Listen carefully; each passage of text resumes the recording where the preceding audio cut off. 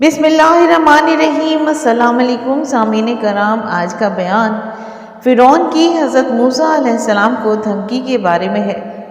الغرض جب فرعون پر حجت تام ہو گئی اور اس کا شبہ ختم ہو گیا اور اس کے پاس سوائے عناد اور ہٹ دھرمی کے کچھ باقی نہ رہا، تو پھر اپنی حاکمیت و وجاہت و سطوت کا سہارا لیتے ہوئے گویا ہوا لئن اتخذت الہا غیری لأجعلنک من المسجونین، یعنی اگر تو نے میرے سوا کوئی معبود بنایا تو میں تجھ کو قید کر دوں گا۔ اور کہا کہ اگرچہ میں تیرے پاس واضح چیز لے آؤں، کہا لے کر آ اگر تو سچا ہے۔ فَأَلْقَى عَصَاهُ فَإِذَا هِيَ ثُعْبَانٌ مُبِينٌ وَنَزَعَ يَدَهُ فَإِذَا هِيَ بَيْضَاءُ لِلنَّاظِرِينَ، موسیٰ علیہ السلام نے اپنا عصا ڈال دیا تو وہ کھلا اژدہا ہو گیا، اور اپنے ہاتھ کو گریبان میں سے نکالا تو وہ دیکھنے والوں کے لیے روشن اور چمکدار ہو گیا۔ ان دو دلیلوں کے ساتھ اللہ نے حضرت موسیٰ علیہ السلام کی تقویت فرمائی تھی، اور یہ عصا یعنی لاٹھی اور ہاتھ تھا، اور یہ خلاف عادت اور عظیم ترین معجزہ تھے جن سے عقلیں اور نگاہیں دنگ رہ گئی تھیں کہ حضرت موسیٰ علیہ السلام نے پھینکی تو لاٹھی ہے، لیکن وہ ایسا اژدہا ہو گیا جو عظیم منہ والا ہے اور انتہائی بڑی جسامت والا موٹا اژدہا تھا، اور ایسا خوفناک گھبراہٹ طاری کرنے والا منظر پیش کر رہا تھا کہ کہا گیا ہے کہ فرعون نے یہ ہیبت ناک منظر دیکھا اور مشاہدہ کیا تو اس پر انتہائی رعب اور خوف طاری ہو گیا تھا۔ اسی طرح جب حضرت موسیٰ علیہ السلام نے اپنا دست مبارک اپنے گریبان میں ڈال کر نکالا تو سب نے دیکھا کہ وہ چاند کی ٹکیا کی طرح چمک رہا ہے اور تیز روشنی سے آنکھوں کو خیرہ کر رہا ہے۔ پھر اس چاند کو دوبارہ گریبان میں ڈال کر نکالا تو واپس پہلے کی طرح کا ایک ہاتھ تھا، لیکن یعنی فرعون ان تمام خدائی کرشمے کو دیکھ کر بھی ایمان سے سرفراز نہ ہوا اور ان نشانیوں سے کچھ بھی نفع نہ اٹھایا، بلکہ اپنی پہلی حالت پر ڈٹا رہا اور ان نشانیوں کے جواب میں کچھ نہ بن پڑا تو ان کے سحر و جادو قرار دے دیا اور کہا کہ یہ سب کچھ تو جادو کے سوا کچھ نہیں ہے۔ پھر بجائے ماننے کے جادو کے ساتھ ان کے مقابلے کی سوچ میں پڑ گیا اور اپنے کارندوں کو اپنی سلطنت کے اطراف و اکناف میں پیغام دے کر بھیج دیا کہ جو بھی بڑے بڑے جادوگر ہیں فرعون کے دربار میں جمع ہو جائیں، اور اس کا بیان کچھ آگے چل کر تفصیل کے ساتھ بھی بیان کیا جائے گا انشاءاللہ تعالی۔ سامعین کرام، پھر تو کئی سال اہل مدین میں ٹھہرے رہے۔ پھر اے موسیٰ، تم قابلیت رسالت کے اندازے پر آ پہنچے اور میں نے تم کو اپنے کام کے لیے بنایا ہے، تو تمہارا بھائی دونوں ہماری نشانیاں لے کر جاؤ اور میری یاد میں سستی نہ کرنا۔ دونوں فرعون کے پاس جاؤ، اور سرکش ہو رہا ہے وہ اور اس نے نرمی سے بات کرنا، شاید وہ غور کرے یا ڈر جائے۔ دونوں کہنے لگے کہ ہمارے پروردگار، ہمیں خوف ہے کہ وہ ہم پر تعدی کرنے لگے، زیادہ سرکش ہو جائے۔ اللہ نے فرمایا کہ ڈرو مت، میں تمہارے ساتھ ہوں اور سنتا اور دیکھتا ہوں۔ اس کا ذکر سورہ طٰہٰ میں موجود ہے۔ فَآتِيَهُ فَقُولَ إِنَّا رَسُولَ رَبِّكَ فَأَرْسِلْ مَعَنَا بَنِي إِسْرَائِيلَ إِنَّا قَدْ أُوحِيَ إِلَيْنَا أَنَّ الْعَذَابَ عَلَىٰ مَنْ كَذَّبَ وَتَوَلَّىٰ، یعنی ارشاد باری تعالیٰ ہے کہ اچھا تو اس کے پاس جاؤ اور کہو کہ ہم آپ کے پروردگار کے بھیجے ہوئے ہیں، تو بنی اسرائیل کو ہمارے ساتھ جانے کی اجازت دیجیے اور انہیں عذاب نہیں کیجیے، اور ہم آپ کے پاس آپ کے پروردگار کی طرف سے نشانیاں لے کر آئے ہیں، اور جو ہدایت کی بات مانے اس کو سلامتی ہو، اور ہماری طرف یہ وحی آئی ہے کہ جو جھٹلائے اور منہ پھیرے اس کے لیے عذاب تیار ہے۔ اللہ نے ان کو حکم دیا کہ فرعون کو جا کر اللہ کی طرف بلائیں اور اس کی عبادت کو وحدہ لا شریک ہے، اور کیونکہ ہمارے ساتھ بنی اسرائیل کو بھیج دے اور اپنے عذاب اور قبر سے اور قید سے ان کو رہائی دے دے، اور ہم بطور نشانی کے تیرے پاس وہ لاٹھی اور چمکتا ہوا ہاتھ لائے ہیں، اور سلامتی تو اسی پر ہے جو ہدایت کی پیروی کرے۔ اور یہاں فرعون کو سلام کرنے میں بہت عمدہ طریقہ اختیار فرمایا کہ اگر تو پیروی کرے تو تجھ پر سلام ہے، اور اسی طرح سلام میں بھی عقیدت کا عظیم فائدہ مد نظر رکھا۔ پھر آگے نہ ماننے اور جھٹلانے پر ڈرایا اور دھمکایا، بے شک ہم کو وحی کی گئی ہے کہ جھٹلائے گا اور منہ موڑے گا اس پر عذاب ہے، یعنی اپنے دل کے ساتھ حق کو جھٹلایا اور اپنے جسم کے ساتھ عمل سے منہ موڑا تو وہ شخص عذاب الہی میں گرفتار ہوگا۔ سامعین کرام، حضرت سریر رحمۃ اللہ علیہ وغیرہ فرماتے ہیں کہ حضرت موسیٰ علیہ السلام جب مدین سے تشریف لائے تو اپنی والدہ اور اپنے بھائی کے پاس پہنچے اور وہ رات کا کھانا تناول فرما رہے تھے اور کھانے میں شلغم تھا۔ حضرت موسیٰ علیہ السلام نے بھی اس کے ساتھ کھانا تناول کرنے میں شریک ہو گئے، اور فراغت کے بعد حضرت موسیٰ علیہ السلام نے اپنے بھائی ہارون علیہ السلام سے کہا کہ اللہ نے ہم دونوں کو حکم دیا ہے کہ ہم فرعون کو اللہ رب العزت کی عبادت کی طرف بلائیں، لہٰذا میرے ساتھ کھڑے ہو جاؤ۔ دونوں بھائی اٹھ کھڑے ہوئے اور قصر فرعون کی راہ پر ہو لیے۔ پہنچے تو دروازہ بند تھا، اور حضرت موسیٰ علیہ السلام نے درباریوں کو کہا کہ فرعون کو جا کر بتلا دو کہ دروازے پر اللہ کے رسول آئے ہوئے ہیں، لیکن وہ آپ سے استہزاء اور مذاق کرنے لگے۔ بعض مفسرین کا خیال ہے کہ دونوں حضرات کو ایک طویل عرصے بعد اندر جانے کی اجازت ملی تھی۔ محمد بن اسحاق فرماتے ہیں ان کو 2 سال بعد اجازت ملی تھی، کیونکہ کسی نے بھی اندر جا کر ان کے متعلق اجازت مانگی نہیں تھی۔ اور واللہ علم، اور یہ بھی کہا گیا ہے کہ حضرت موسیٰ علیہ السلام اپنی شان و جلالی کے ساتھ قصر فرعون کے دروازے پہ گئے اور اپنے عصا سے دروازہ کھٹکھٹایا تو فرعون گھبرا گیا اور حاضری کا حکم دیا، اور یہ دونوں مردان خدا فرعون کے عین سامنے جا کر کھڑے ہو گئے، اور پھر جیسے اللہ نے دعوت کا حکم فرمایا تھا اسی طرح اس کو اللہ عز و جل کی طرف دعوت دی۔ امین کرام، اہل کتاب کے نزدیک ہے کہ اللہ تعالیٰ نے حضرت موسیٰ علیہ السلام کو فرمایا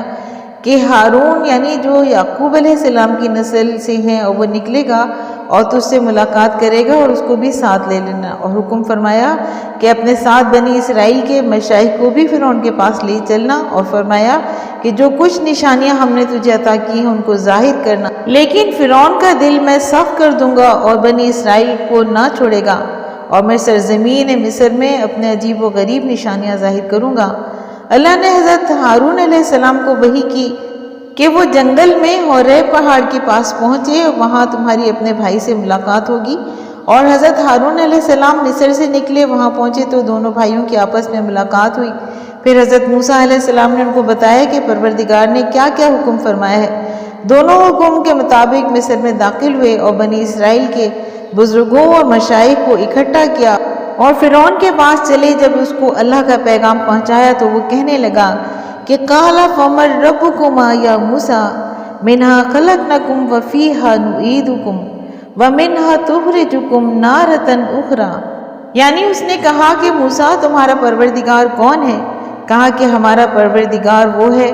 جس نے ہر چیز کو اس کی شکل بخشی ہے اور راہ دکھائی۔ کیا پہلی جماعتوں کا کیا حال کیا؟ ان کا علم میرے پروردگار کو ہے جو کتاب میں لکھا ہوا ہے۔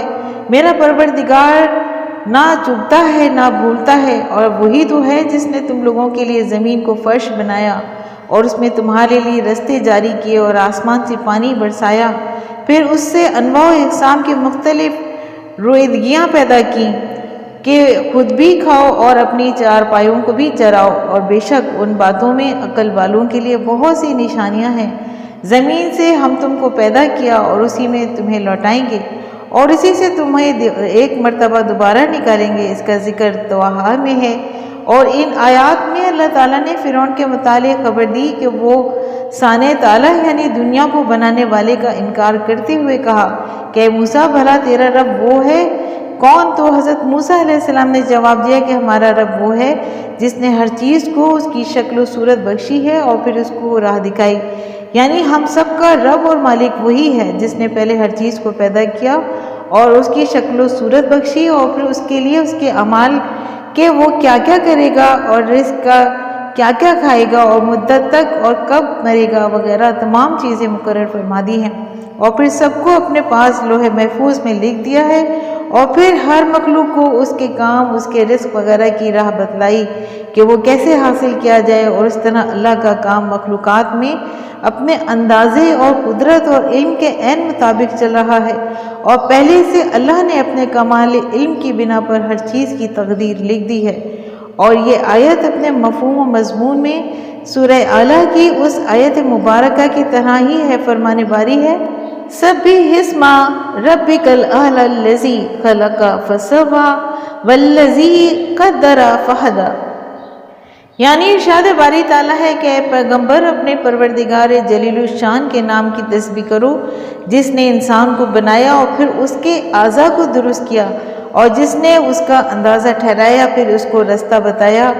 یعنی ہر چیز کی پیدائش کے بعد ایک اندازے میں رکھ دیا اور پھر ہر ایک کو اس کی طرف وصول کا راستہ بتا دیا۔ تو خیر جب یہ بات ہو چکی تو فرعون نے یہ بتوقع سوال کیا کہ پہلی جماعتوں کا کیا حال ہے؟ یعنی جب تیرا رب تمام مخلوقات کا خالق و مالک ہے تو ان کی روزی اور وسیلے کا نگہبان اور مقرر کرنے والا ہے، اور وہ اس مرتبے پر ہے اس کے سوا کوئی عبادت کے لائق نہیں ہے، تو پھر پہلے لوگوں نے اس کے غیروں کی پرستش کیوں کی اور ستاروں، سیاروں، سورج، چاند وغیرہ کو کیوں معبود بنایا؟ تو تیرے کہنے کے مطابق ان کو اس سے ہٹ کر سیدھے راستے کی رہبری کیوں نہیں کی گئی؟ حضرت موسیٰ علیہ السلام نے جواب دیا کہ اس کا علم میرے پروردگار کے پاس کتاب میں ہے، اور میرا رب کسی بات سے چکتا نہیں ہے اور نہ بھولتا ہے، لہٰذا اگر پہلے لوگوں نے اس کے غیر کی پرستش کی ہے تو یہ تیرے معبود بننے پر حجت و دلیل نہیں ہے، اور نہ ہی میری باتوں کے خلاف دلیل، کیونکہ وہ بھی تیرے مثل جہلا ہی تھے، اور انہوں نے جو کچھ بھی کیا دھرا ہے وہ سب اللہ کے ہاں صحیفوں میں لکھا ہوا محفوظ ہے، اور چھوٹا ہوا بڑا ہو ہر چیز کا بدلہ ان کو میرا رب دے گا، اور کسی پر رائی کے برابر بھی ظلم نہیں کرے گا، اس لیے کہ بندوں کے تمام اعمال اس کے پاس ایسی کتاب میں لکھے ہوئے ہیں کہ اس سے کوئی بھی چیز گم نہیں ہو سکتی، اور نہ ہی میرا رب کسی چیز کو بھول سکتا ہے۔ پھر حضرت موسیٰ علیہ السلام فرعون کے سامنے اللہ عز و جل کی عظمت اور تخلیق اشیاء کی قدرت کو بیان فرماتے ہیں۔ اس ذات نے زمین تمہارے لیے بچھونے کے مثل بنا دی، اور آسمان کو محفوظ چھت بنا دیا، اور انسانوں، مویشیوں، جانوروں کے رزق کے لیے بادلوں اور بارشوں کو حکم کر دیا، جیسے فرمایا کہ تم بھی کھاؤ اور اپنے مویشیوں کو بھی چراؤ، بے شک اس میں عقل مندوں کے لیے نشانیاں ہیں، یعنی عقل صحیح و سلیم اور درست فطرت رکھنے والوں کے لیے عبرت کی نشانیاں ہیں، جن سے ان کو بخوبی یقین کے ساتھ معلوم ہو جاتا ہے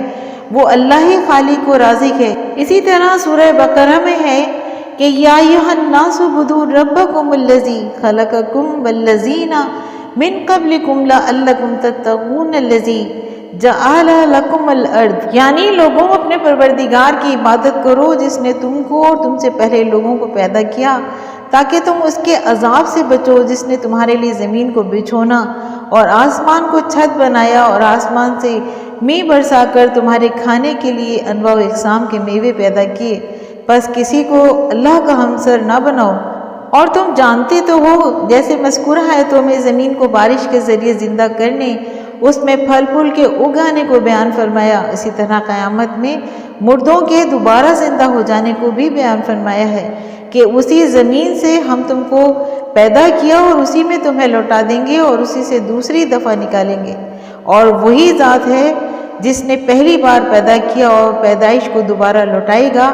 اور اس پر زیادہ آسان ہے، اور اسی لیے کہ آسمان و زمین میں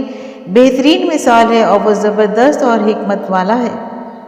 سامعین کرام، امید کرتی ہوں کہ آپ کو آج کا بیان پسند آیا ہوگا۔